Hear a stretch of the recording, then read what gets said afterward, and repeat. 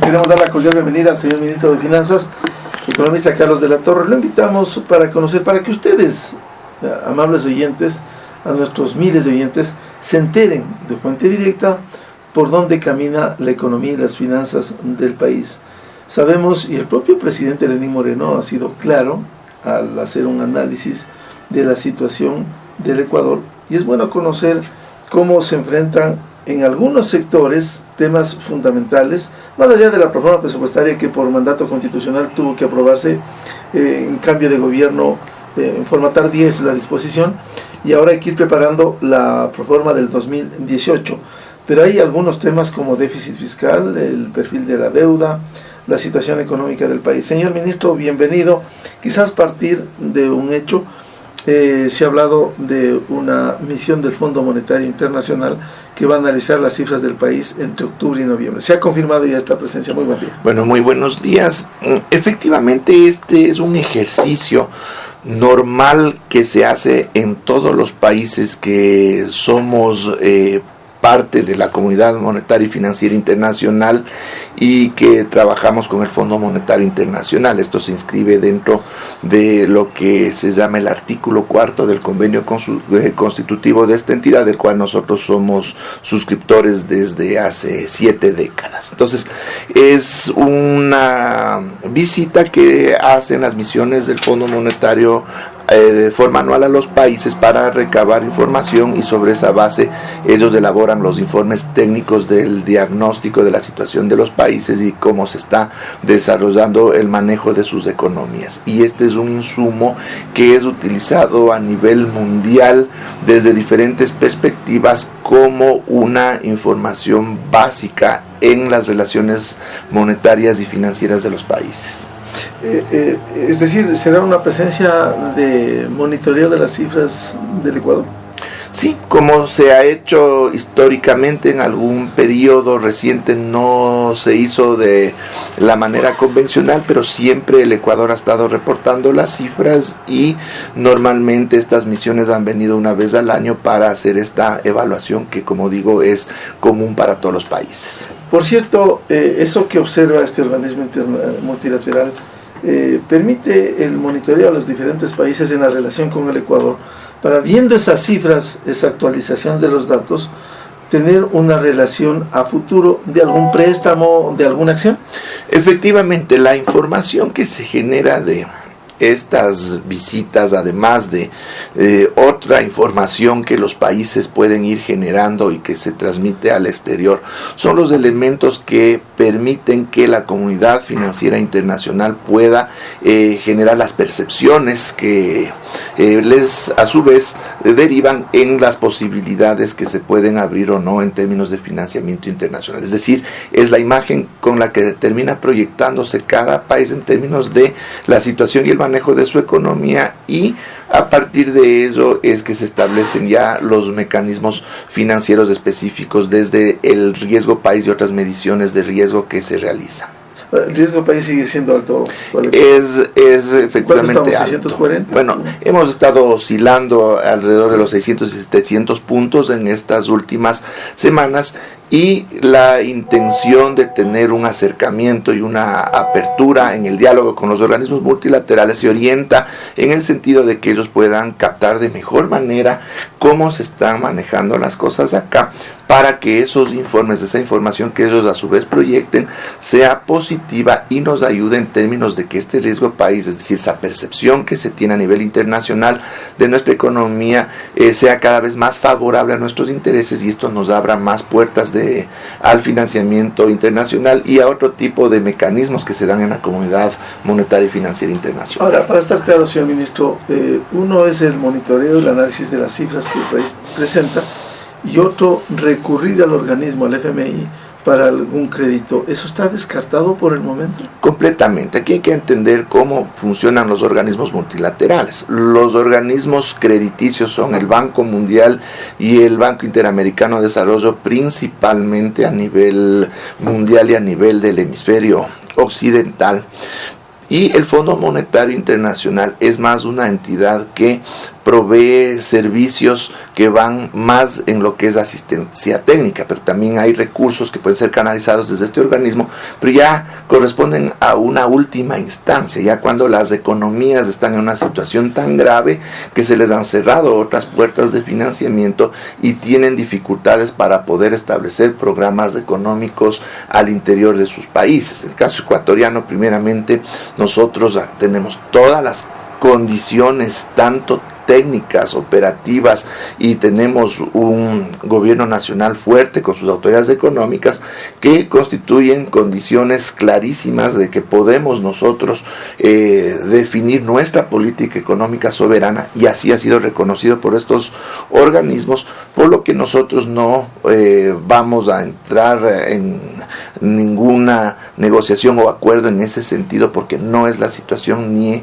estamos en esas condiciones. O sea, no se va a entrar este momento en negociaciones con el Fondo Monetario, pero pudiera en algún momento recurrirse a eso.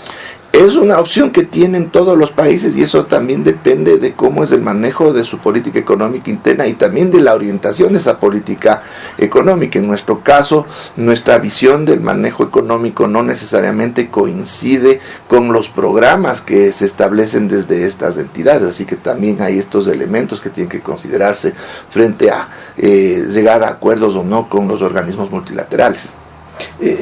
Señor ministro, de cualquier manera, si uno recurre al Fondo Monetario, pudiera recibir créditos al 2-3%, ¿no es mejor que si uno a futuro emite bonos al 8, al 9 o por lo menos al 7%? Bueno, hay que entender también cómo se manejan los créditos. A ver, primero, ya en el caso extremo que había comentado, cuando ya se acude a un crédito del Fondo Monetario Internacional, estos recursos están dirigidos claramente hacia determinados usos que son establecidos desde el propio organismo multilateral y no son de libre disponibilidad, y están orientados hacia elementos que permitirían asentar de forma adecuada un programa económico en las líneas que establecen los organismos multilaterales, y son recursos que en términos de escala son muy reducidos frente a los recursos a los que se accede a través de otras formas de financiamiento. Para ello está ya el Banco Mundial, está el BID, dentro de operaciones normales que el Ecuador las ha mantenido y las mantiene. El Ecuador mantiene una cartera importante con el Banco Mundial, principalmente desde los gobiernos autónomos descentralizados, también con el Banco Interamericano de Desarrollo, y más bien las señales positivas que se generen a nivel internacional lo que permiten es ampliar esta cartera que ya existe a efectos de que también el gobierno nacional pueda acceder a ese financiamiento de estos multilaterales. Es decir, las escalas y los objetivos, los fines de los recursos que se manejan desde el Fondo Monetario Internacional son distintos a los que se maneja desde los organismos crediticios convencionales y desde otras fuentes de financiamiento a las que pueden acceder los países. Es decir, no tenemos que confundir o pensar que desde el Fondo Monetario Internacional recibiríamos importantes recursos y de libre disponibilidad. No funcionan así las cosas. Señor ministro, al señalar usted que la situación no es tan grave como para recurrir al Fondo Monetario Internacional, ¿cuál es la situación a este 21 de septiembre? ¿Cómo están las finanzas? Uno de ellos se ha hablado que va a dar réditos el decreto de austeridad. ¿Cuánto mismo le va a permitir ese ahorro? Y si se podría desglosar para que el país conozca, sería importante. ¿Cuánto, por ejemplo, gastan las entidades públicas en esto? Ya, para poder entender qué es lo que sucede con la economía y poder remitirnos a las cifras fiscales, es importante poder poner en contexto otros elementos de cómo es nuestra realidad. ¿Por qué? Porque muchas veces nos limitamos a pensar que la economía se resuelve o sus complicaciones están en sumar y restar variables relativas a las cuentas fiscales, es decir, al presupuesto. Esto es solo una herramienta, es solo un elemento más dentro de un contexto mucho más amplio. La economía ecuatoriana, desde los 4 sectores, como analizamos los economistas, del sector externo, es decir, las relaciones que tenemos con el resto del mundo, el sector monetario y financiero, ahí están los flujos de dinero al interior, la banca, etcétera. Tenemos también al sector real, es decir, la producción y el empleo, y Como cuarto sector está el sector fiscal, donde están las finanzas públicas. Todos estos sectores están articulados entre sí. Las principales vulnerabilidades o complejidades de la economía ecuatoriana están principalmente en el sector externo. ¿Por qué? Porque es una economía dolarizada y dependemos de los dólares que entran a nuestra economía para que pueda funcionar en cambio su sector monetario y financiero. Y por otro lado, interrelacionado con todo esto, pero con el objetivo fundamental de que la articulación adecuada entre los sectores nos permita generar mayor producción y empleo, está evidentemente el sector fiscal. Y claro, después de una década en que el modelo del manejo económico y principalmente fiscal se orientó a direccionar importantes recursos de la caja fiscal para inversión en obras de infraestructura, y luego, dada una situación externa muy complicada en que se nos redujeron notablemente los ingresos por las exportaciones petroleras, lo que enfrentamos en la actualidad son variables fiscales que tienen que ser corregidas. En el año 2017 encontramos un déficit fiscal del gobierno central del 5.7% y un déficit de todo el sector público no financiero, es decir, de todo el Estado ecuatoriano con sus empresas públicas, de más del 7%. Estas cifras son resultado de varias complicaciones que se dieron años anteriores y de, como decía, de un uso importante de recursos fiscales y de crédito desde el exterior para financiamiento de inversión en grandes obras de infraestructura. Pero eso no puede continuar así, tenemos que corregir ese déficit. ¿Y cómo corregir? Usted ha citado un tema de las empresas públicas, hemos revisado, y no ahora, por ejemplo, el fracaso, porque hay que decirlo con nombre de la empresa TAME, que ha estado allí, que ha seguido con gastos sin cobrar deudas, el caso de Venezuela. Es decir, ¿qué hacer con esas cargas para el Estado? Ya, bueno, primeramente hay un espacio que es de gestión, es decir, se está optimizando esa gestión de las diversas empresas públicas, y no solo de las empresas públicas, sino la misma gestión dentro del gobierno central que nos permita, por un lado, generar ahorro de recursos importantes, ahorros de recursos, y por otro, en los espacios en los que se generan, en cambio, ingresos, poder ampliar esos ingresos. Esa es una estrategia evidente que tiene que implementarse, que tiene ya sus particularidades dependiendo de cada espacio donde se hacen estos esfuerzos. Pues eso sí, hay conciencia clara y se está trabajando a nivel de cada empresa pública y a nivel del gobierno central. Señor ministro, se ha hablado de un beneficio para el Estado con el decreto de austeridad del presidente de la República, que es muy específico en eso, el decreto 135 del presidente Lenín Moreno, pero sería bueno clarificar y decir, por ejemplo, para estar conscientes de los gastos en el sector público, ¿cuánto gastan las entidades públicas en horas extras? Otro, ¿cuánto gastan las entidades públicas en bonos de eficiencia? ¿Y por qué? ¿Por qué hay que entregar bonos de eficiencia a quienes por un trabajo en el sector público deben hacer? Los bonos de eficiencia hay en el sector privado, es problema del sector privado, manejan mal o bien, pero en el sector público entregando bonos de eficiencia. Bueno, es justamente ese tipo de situaciones son las que ya se están corrigiendo, y de hecho muchas de ellas ya se corrigen con el decreto de austeridad, que es exactamente uno de esos esfuerzos a los que yo mencionaba en este caso en relación al gobierno central dentro de este esfuerzo de optimización y de reducción de gastos. Es importante destacar que de una primera medición que ya se hizo del impacto que tendría el decreto de austeridad, estaríamos hablando de un ahorro de gastos y de otros gastos que ya no se van a realizar, que podría estar alcanzando los $500 millones, una cifra tremendamente importante que ayuda de forma notable a este esfuerzo de ir cerrando la brecha fiscal, que es importante también destacar que para el presupuesto de 2017, que ya fue aprobado hace algunas semanas por la Asamblea, hemos hecho un esfuerzo importantísimo también de otros recortes en el gasto que van en el orden de $1,000 millones, y el déficit lo hemos ya bajado a nivel presupuestario en un punto porcentual del PIB al gobierno central, es decir, desde el 5.7 7% a un 4.7%, y para 2018 bajaremos al menos otro punto porcentual del PIB, que equivale a otros $1.000 millones. ¿Se puede establecer, le decía señor ministro, cuánto gastan las entidades públicas en horas extras? Cuando uno toma el presupuesto 2017, gasto corriente 16.439 millones, sueldos 9.193 millones, de ahí está bienes, servicios, previsiones, reacciones, otros corrientes, etcétera. ¿Cuánto se gasta en horas extras en el país? Bueno, ya esos detalles finos, evidentemente tenemos los cálculos exactos y le podríamos hacer llegar oportunamente. Muchas gracias. Igual, ¿cuánto se ha gastado en bonos de eficiencia? Todo eso, evidentemente tenemos estadísticas, y justo en base a esos números es que se están haciendo estas correcciones. Y se ha hablado de reducción del personal. ¿A cuánto ascendería la reducción y cuál sería el peso específico en el ahorro?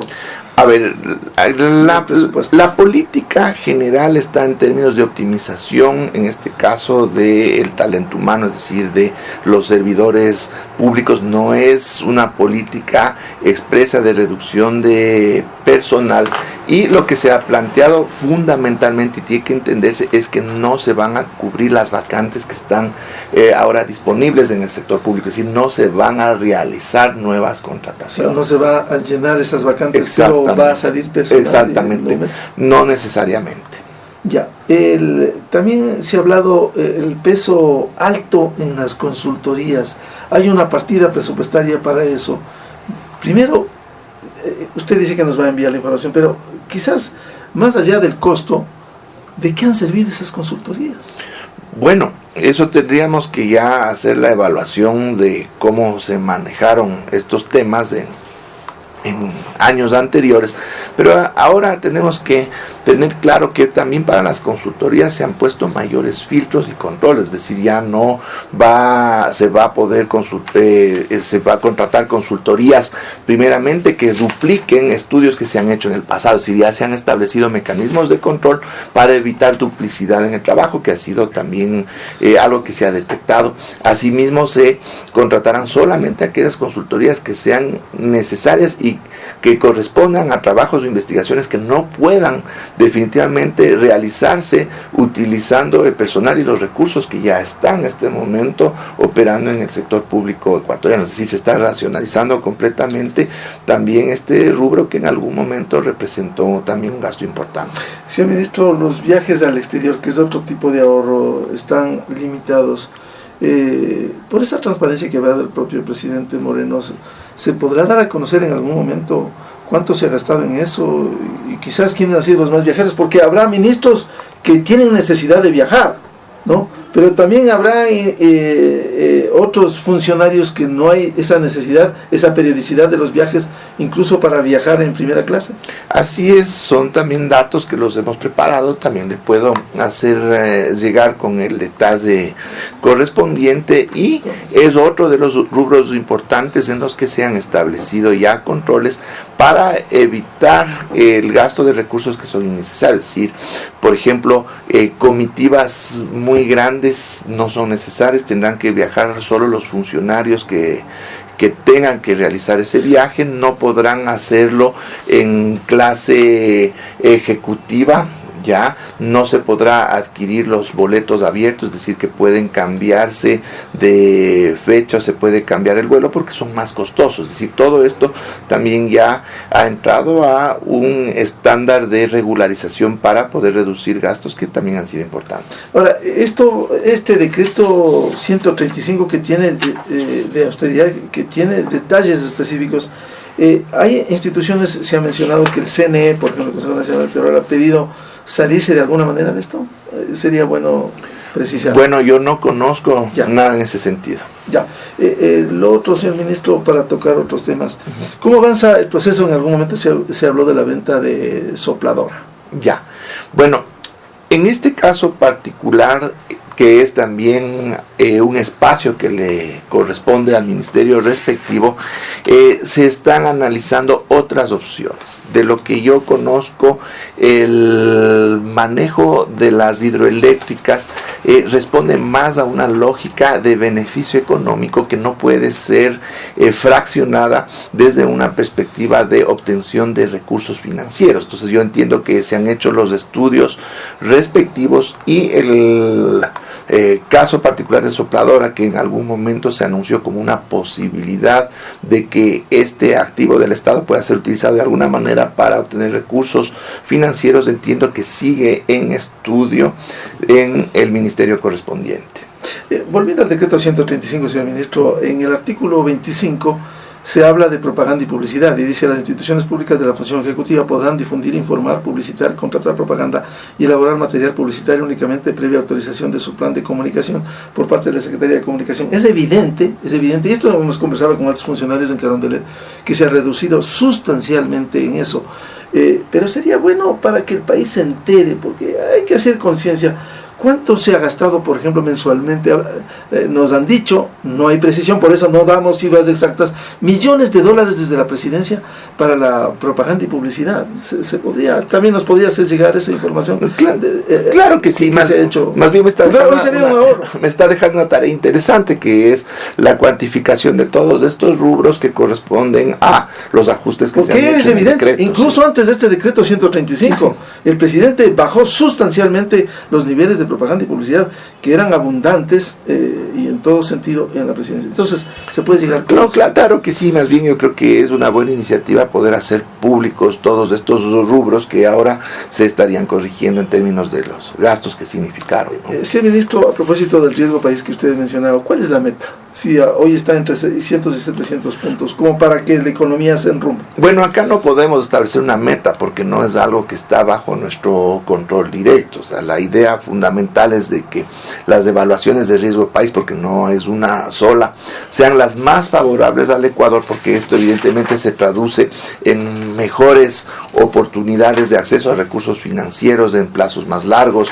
tasas de interés más bajas, y también depende mucho de cómo es que se da también la evolución de otros factores en las economías que son analizados. Pero si el tema de la información, de la transparencia de esa información, y si es que se transmite en ese esfuerzo el hecho de que estamos trabajando de forma seria, responsable en el manejo de nuestra economía, definitivamente ese riesgo país descenderá a niveles que nos permitirán muchas ventajas en términos de acceso a estas posibilidades de financiamiento internacional. Pero no hay una meta, digamos, Colombia 300 puntos o algo así. No se puede poner metas porque cada economía tiene sus particularidades, ¿no? Eso deviene de las acciones que tome en política. De las acciones y de otros factores que ya son propios de cada economía. Para resumir y concluir, señor ministro, de este decreto 135 que tiene 31 artículos, pero hay 29 disposiciones específicas. ¿Cuáles cree que tiene el mayor peso específico que le permita el ahorro al país? Podríamos dividir en dos espacios: las que tienen un efecto significativo en términos de gasto y las que tienen un efecto significativo en términos de dar precisamente estas señales positivas. Y una que es importante en ambos espacios es la reducción en el salario del 10% del nivel jerárquico superior en el sector público, es decir, quienes recibimos salarios mayores de un nivel, todos nos hemos reducido ese 10%, que significa un ahorro importante, y estamos dando la señal. Eso vendría a ser un valor cercano al 20% de todo el efecto que genera el decreto. Sí, inicialmente son 500 millones. Podríamos estar hablando de un nivel que puede alcanzar los 100 millones. Tendríamos que medir exactamente en términos de que la cobertura de la reducción del salario está todavía definiéndose exactamente hasta dónde alcanza. Pero es importante en el sentido que nosotros mismos, quienes estamos manejando en este caso, teniendo el control del Estado, nosotros mismos estamos diciendo que estamos poniendo de nuestra parte con nuestro propio esfuerzo en este objetivo nacional, y eso creo que es una señal tremendamente importante que se junta también a un ahorro que es importante. Ministro, ¿habrá emisión de nuevos bonos en este último trimestre? La emisión de bonos soberanos es siempre una posibilidad que se maneja no solo en el Ecuador, sino en todos los países, dentro del conjunto de herramientas que se disponen en este caso para la obtención de financiamiento a nivel internacional. Entonces no se la puede descartar, y si es que eventualmente se da alguna situación que obliga a que se utilice esta herramienta, se la utiliza, y si no, se la mantiene siempre lista por cualquier circunstancia. ¿La proforma del 2018, señor ministro? Bueno, es importante destacar que se está ya trabajando en la proforma 2018.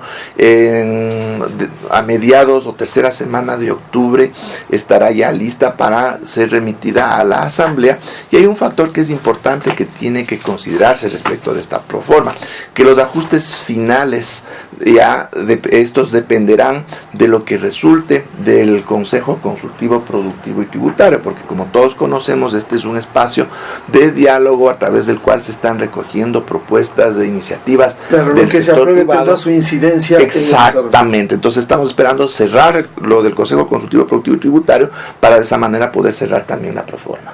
Bien, al señor ministro de Finanzas, economista Carlos de la Torre, muchas gracias. La presencia siempre será importante, siempre abierto, señor ministro. Quienes se benefician de estos datos son nuestros miles de oyentes, que a través de su informe permite conocer a plenitud. Muchísimas gracias. Muchas gracias, señor ministro. 8:04.